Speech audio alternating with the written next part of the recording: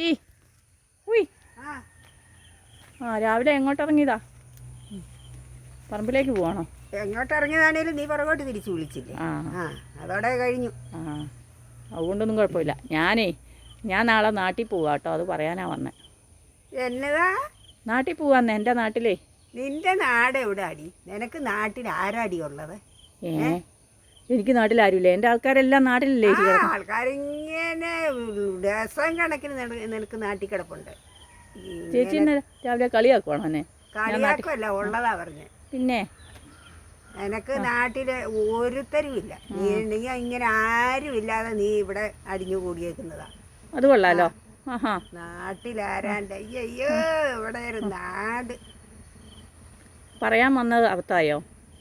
പറയാൻ വന്ന അബദ്ധമൊന്നുമില്ല. അതുകൊണ്ട് ഇത്രയും വലിയൊരു നുണ കേട്ടല്ലേ ഞാൻ രാവിലെ. നാട്ടിലവക്കാരാണ്ട് ആള് കിടക്കുന്നു. ഓലക്കയുടെ മൂടാ നാട്ടിലുള്ളത്. നിനക്ക് ദൈവമേ, ചേച്ചിക്ക് എന്ത് സുഖം. ഞാൻ നാട്ടിൽ പോവാന്ന് പറഞ്ഞ എൻ്റെ കുശുമ്പ് കയറിയതാ. കുശുമ്പ് കയറിയതല്ല. അല്ല, നാട്ടിൽ ഒലക്കയുടെ മൂടല്ല, എനിക്ക് ആൾക്കാരുണ്ട് നാട്ടിൽ. എനിക്ക് എൻ്റെ പട്ടിക്ക് പോലും കേൾക്കണ്ട നിന്റെ ഈ നുണ പറിച്ചിട്ട്. പിന്നെ അതെ, എന്നെ അന്വേഷിക്കുമല്ലോ എന്ന് ഓർത്ത് ഞാൻ വന്ന് പറഞ്ഞതേ ഉള്ളൂ. എൻ്റെ പട്ടി വരും നിന്നെ അന്വേഷിക്കാൻ.